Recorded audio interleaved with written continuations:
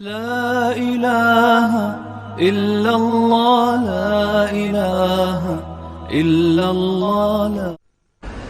دیکھیے نبی اکرم صلی اللہ علیہ وسلم نے فرمایا تھا، وہ حدیث میں نے شروع میں آپ کو سنائی ہے، بدأ الاسلام غریبا وسیعود کما بدا. اسلام کا آغاز جب ہوا ہے تو وہ بہت اجنبی سا تھا، نامانوس، لوگ سمجھتے نہیں تھے یہ کیا نئی باتیں ہیں. پھر اس کے بعد اسلام کے غلبے کا دور آ گیا. جب غالب ہو جائے تو سبھی دوست بن جاتے ہیں، جو بھی طاقتور ہے اس کے تو سبھی دوست ہیں، لہذا بہت سب لوگ جو ہے اس کا علم لے کر کھڑے ہو گئے. لیکن ان قریب اسلام غریب ہو جائے گا، پھر اجنبی ہو جائے گا. تو جو لوگ اسلام کی اجنبیت میں اس کا ساتھ دیں اور خود بھی اجنبی ہو جائیں، ان کے لیے مبارکباد ہے، تہنیت ہے کہ وہ زمانے کا ساتھ نہ دیں، اسلام کا ساتھ دیں.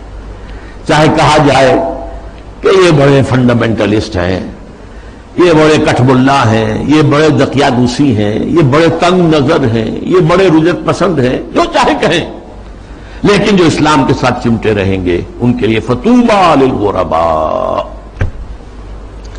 اب اس کا تاریخی تجزیہ کیا ہے؟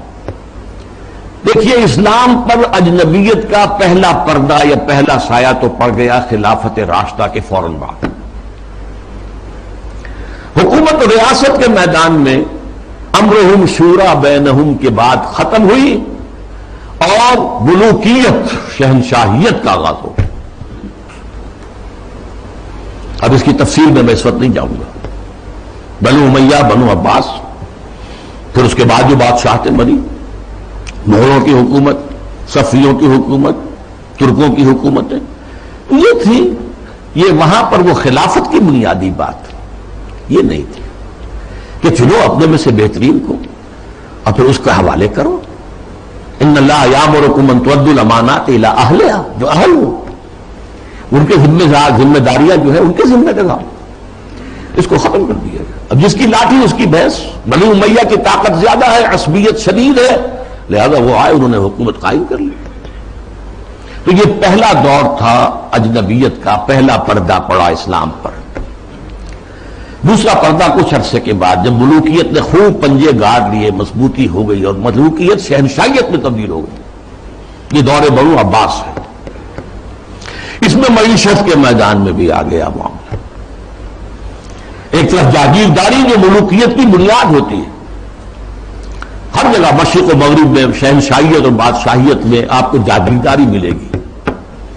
جاگیردار ہوتے 30,000 منصبدار، 20,000 منصبدار، تو ان پر حکومت قائم ہوتی اور ان کے لیے ضروری ہے مزارعت.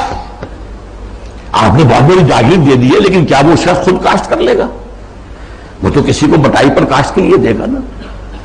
یہ زمین کا سود ہے جو سب سے پہلے اسلام میں داخل ہوا، جس کو حرام مطلق قرار دیتے ہیں امام ابو حنیفہ بھی رحمت اللہ علیہ، جو اصحاب الرائے کے سر خیل ہیں، امام ہیں، اور امام مالک بھی رحمت اللہ علیہ جو اصحاب الحدیث کے سر خیل ہیں اور سب سے بڑے ان کے نمایاں ہیں.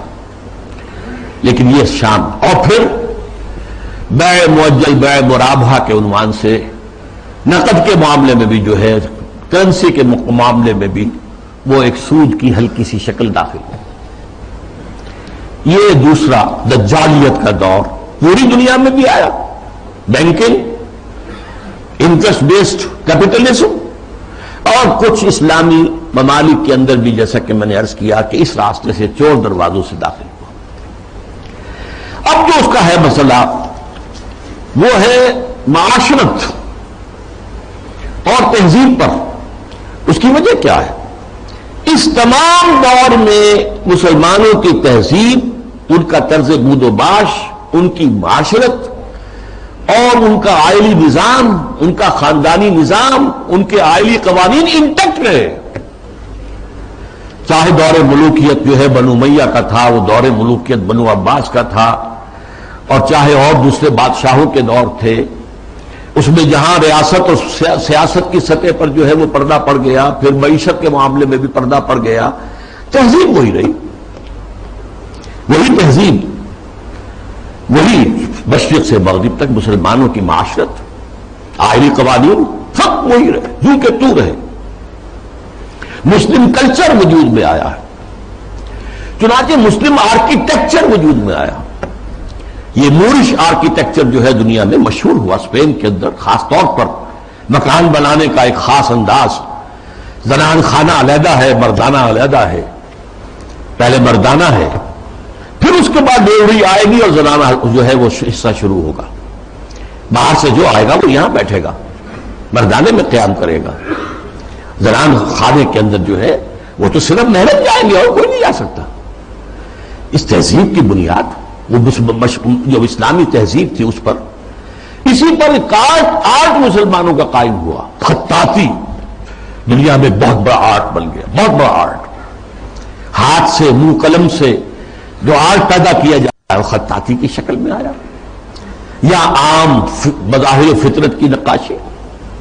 تو یہ ہے جو میری بات ہے وہ سمجھ لیجئے کہ تہذیب میں فرق نہیں آیا، آئلی نظام میں فرق نہیں آیا، معاشرتی اقدار میں فرق نہیں آیا، چاہے سیاسی اور معاشی اعتبار سے دجالیت جو ہے مختلف ادوار سے گزر کر آ گئی. اب ظاہر بات ہے کہ دجالیت کا آخری حملہ جو ہے وہ اس تہذیب پر ہے. چادر اور چار دیواری کا جو حصار ہے، قلعہ ہے، اس کو توڑ دو، منہدم کر دو، مخلوط معاشرت قائم کرو. بے پردگی، عریانی، فحاشی اور مخلوط معاشرت جو ہے اس کو آپ کرو، فروغ دو، پھیلاؤ. آزاد شہوت رانی اس کو فروغ دو، جس کے نتیجے میں شادی کا مقدس جو بندھن ہے اس کی حیثیت ختم ہو جائے. جیسا کہ آپ کو معلوم ہے ویسٹ میں اب یہ شادی بیاہ جو ہے وہ تقریباً یعنی یوں سمجھیے کہ مفقود ہونے والی بات ہے. وی آر لیونگ ٹوگیدر، مرد اور عورت ساتھ ہم رہ رہے ہیں لیکن ہم شادی شدہ نہیں ہیں. We are not married. اولاد ہو رہی ہے. بش نے کئی دفعہ واز کہا ہے شادی کرو، شادی کرو، شادی کرو. کیوں کہہ رہا ہے؟ اس لیے کہ وہاں تو شادی کوئی کرتا ہی. یہ قوانین ایسے غیر فطری ہیں کہ کوئی مرد اس کو گوارا نہیں کرتا کہ وہ شادی کے بندھن میں بندھے اور قانونی طور پر اتنی زد میں آ جائے ان قوانین کے. وی آر لیونگ ٹوگیدر، بات ہو گیا، علیحدہ ہو گیا، سیپریٹ ہو گیا، تو اس سے کوئی کسی کو قانونی ذمہ داری نہیں ہے مرد کے اوپر. خاندانی نظام کی بہتری یہ ہے جو آخری حملہ ہے دجال کا. اور یہ حملہ جیسا کہ میں آپ سے کہتا ہوں کہ دنیا میں کہہ چکا ہوں، دنیا کے بہت بڑے حصے میں تو پورے طور پر آ چکا ہے. ابھی عالم اسلام میں یہ اتنا فروغ نہیں پا سکا ہے. ابھی کچھ نہ کچھ خاندانی قدریں موجود ہیں، کچھ بزرگوں کا احترام ہے، شادی کا بندھن کی اس کی کوئی اہمیت ہے، اس کا ایک تقدس ہے، شرم و حیا کی کوئی قدر و قیمت ہے، عصمت و عفت کا کوئی تصور ہے، وہ بھی کوئی اعلیٰ قدر ہے.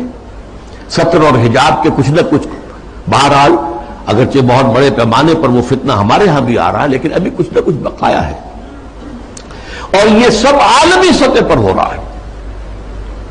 مسلمانوں کی تہذیب کی یہ جڑ اور بنیاد کاٹنے کے لیے ذرا یاد کیجئے، قاہرہ کانفرنس ہوئی سب سے پہلے عالمی سطح پر، ویمن لب، عورتوں کی آزادی کے لیے. پھر بیجنگ کانفرنس ہوئی، پھر بیجنگ +5 کانفرنس ہوئی یونائٹڈ نیشنز آرگنائزیشن کی جنرل اسمبلی کے تحت. اور اس میں کیا سفارشات دی گئی یہ پہلے بھی میں بیان کر چکا ہوں. نمبر 1، ہومو سیکسولیٹی کو کوئی عیب نہ سمجھا جائے. یہ بھی انسان کا ایک طبعی تقاضا ہے. مرد مرد سے، عورت سے شہوت رانی کرے. یہاں تک کہ مرد اور مرد کی شادی اور عورت کی شادی، ایک مرد جو ہے وہ شوہر ہے، دوسرا مرد بیوی ہے. ایک عورت شوہر کے درجے میں ہے، دوسری عورت بیوی کے درجے میں. اسی طریقے سے یہ جو تم کہتے ہو عصمت فروش عورتوں کو پروسٹیٹیوٹس، یہ بڑا گندا لفظ استعمال کرتے ہو. ان کو اس کو بھی اس کا احترام ہونا چاہیے. وہ بھی ایک پیشہ ہے، ایک محنت ہے. لہذا انہیں کہو سیکس ورکرز، محنت کش، جنس کی بنیاد پر محنت کرنے والیاں.